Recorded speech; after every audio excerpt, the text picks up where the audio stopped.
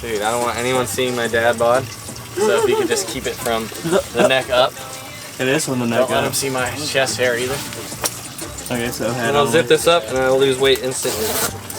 If you're looking to look more fit, you're gonna want to get this vest when it comes out.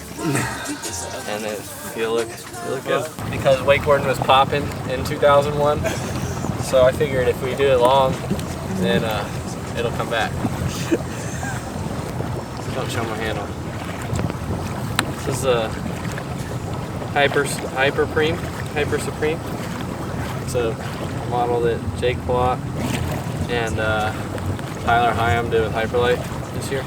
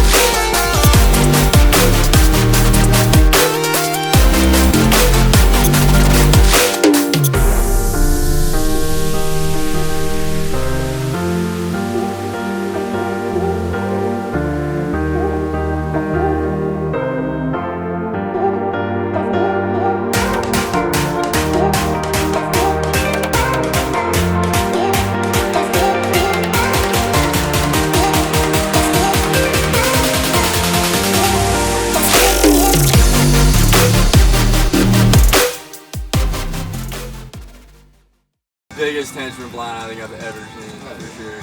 No questions. I'm out of energy. That was like 6 falls.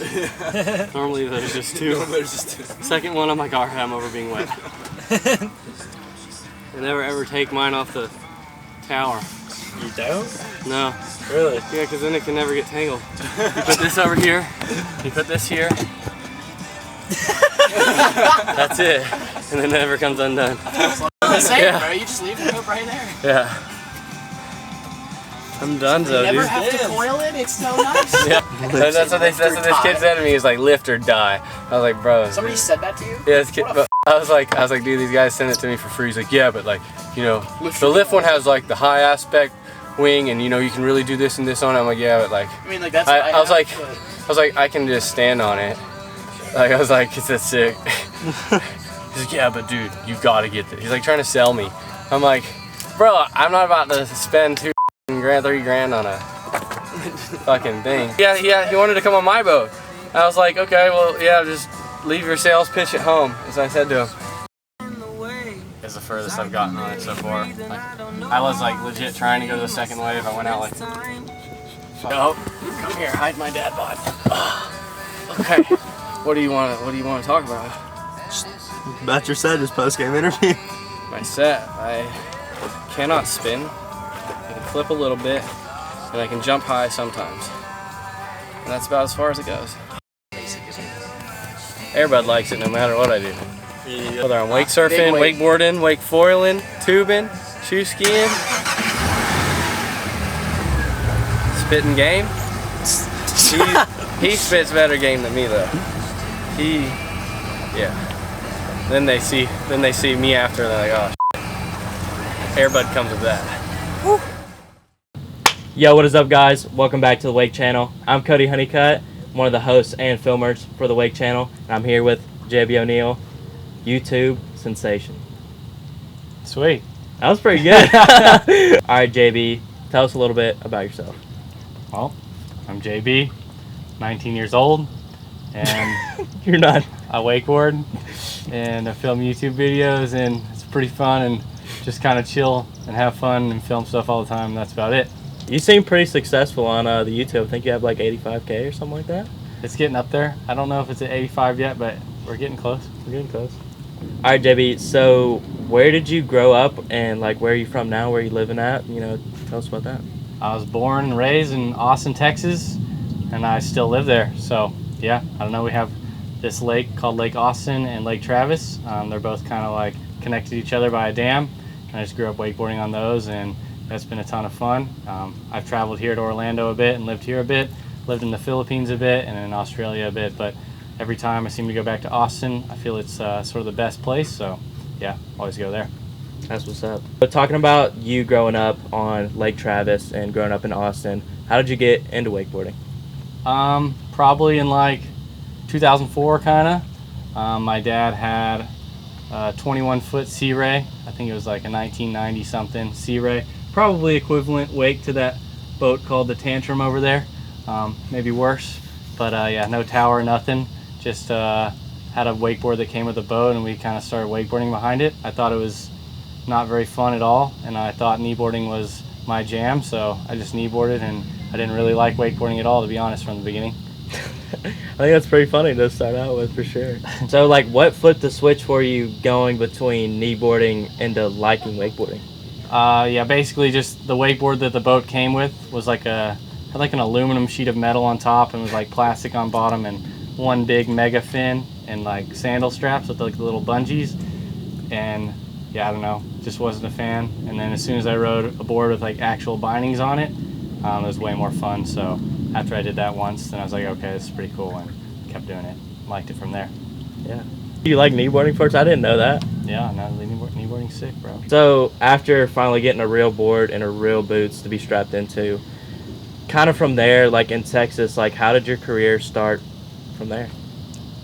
I wouldn't really call it a career like at the beginning or anything like that, but yeah, I mean, my dad signed me up for like a local Wake the Lake was the name of the wakeboard contest by the local boat dealership they would host, and the very first one I went to, I got sponsored by O'Brien, and I think they thought I was like 9 or something, and basically, I don't know, I got sponsored, and I was like, okay, well, we might as well learn some tricks, because I don't even understand why I'm sponsored right now, but let's learn some tricks and like try and get better.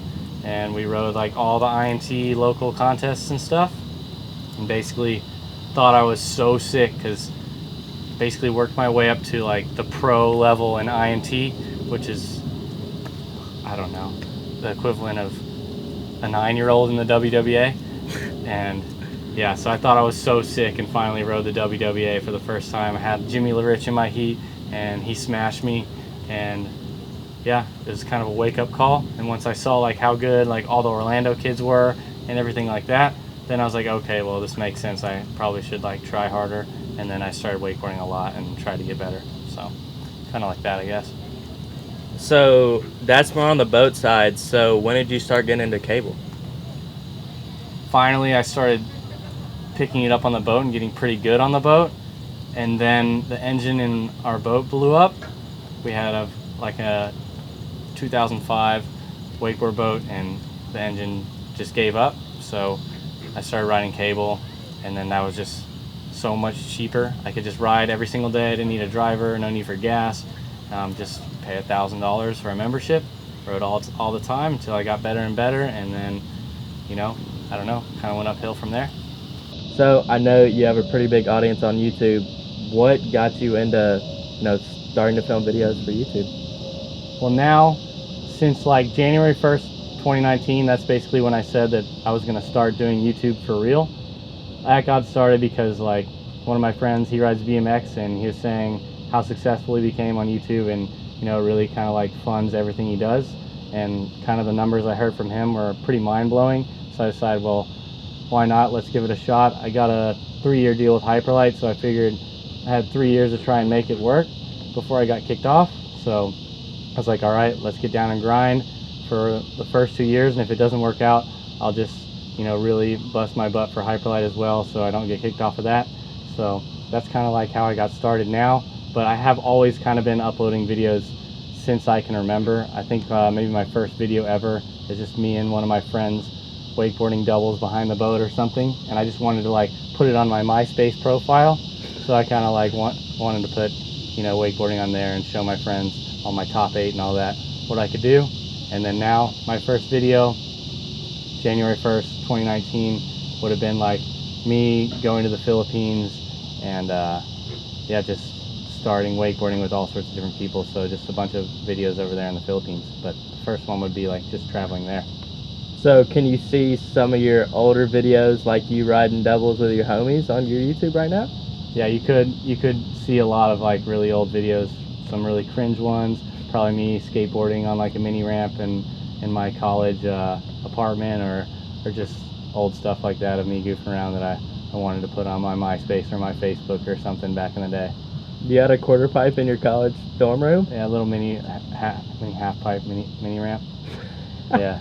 That's pretty cool, actually. Crazy. It's crazy that I'm only 19 and I got all that done in such a short amount of time. So since we talked about, you know, your upcoming into YouTube and how you got started, what are you doing now on your YouTube channel? I mean, just making videos of me and my friends goofing off in tutorials, but I've been going on the boat like every single day, and we'll go out, we'll ride something weird, go out, try new tricks, have like days where, all right, we're gonna try a new trick, let's see if we can land it, or just go to, you know, some private cable parks, and mostly just having as much fun as possible. It's nothing really serious. We don't really do any contests, but yeah, just fun pretty much. I think it's cool, like on your YouTube channel, it's, you know, it's always about fun, you know, when I look at the videos or when other people talk about the videos, and I think that brings a better aspect into wakeboarding, like versus, you know, the contest thing. Yeah, I think it's way more fun. I don't have like any contest run planned or anything. I don't do the same tricks every time I go out. It'll be random different things or a different order. I've never like gone out and done the same order of tricks or something like that. I just am edging out and I'm like, okay, I'm gonna do this trick, or I'm whatever. So it doesn't, you never really get mad. It's not like you're, you know, trying your hardest to like compete with everyone else. It's just go out, try new tricks. If you land it, cool. If not, you go swimming for a sec. So yeah, I don't know. It's super fun. See, I like that, you know, analogy of you're just going swimming. Like, I hate like when, not even if you're in contests, you know, people start smacking the water and stuff, and that's not what wakeboarding should be about. Yeah, I used to do that a lot. I would scream and punch the lake sometimes. Yeah, whenever I was younger, because I wanted to do so good. But now it doesn't really matter, just cruising. Yeah, that's what's up. So we talked about, you know, having fun on the wakeboard, you know, versus, you know, getting mad, or about contest riding. So what do you think about the wakeboarding culture today, what it's turned into? I mean, I think there's two different cultures. I think there's one, which is like the whole world and wakeboarding everywhere. I think that there's just tons of families going out on boats, having fun, goofing off, wakeboarding, wake surfing, just this like family lifestyle that I think is super awesome. And then there's the other wakeboard culture, which is like this Orlando wake bubble. It's kind of like this community of like pro riders, and they, not going to try and talk too much crap, but they sort of think that this is the entire world of wakeboarding. And I don't really like that side of the culture. I think it's, everybody's here, they only ride with each other, they're trying to beat each other out in contests, and they can't really just see the rest of the world. So I don't know, they're just sort of locked in this little scene, and I don't like that much. I really enjoy outside and going everywhere, go to different lakes, go to different boat ramps, and see that there's tons of people out there that know what wakeboarding is, and they love it. They don't really pay attention to this whole little Alliance Wake, Wakeboard Mag bubble, or this PWT bubble that doesn't even exist. It only shows up to like, you know, 1,000 people, or there's hundreds of thousands, maybe millions of people out there that know what wakeboarding is, and they enjoy it. So I think that's kind of the culture I like. But yeah, there's just kind of two separate things, like the core and then the world. So yeah, I don't know, the fun side of it, that one's for me. So I kind of try and only come in this bubble sometimes.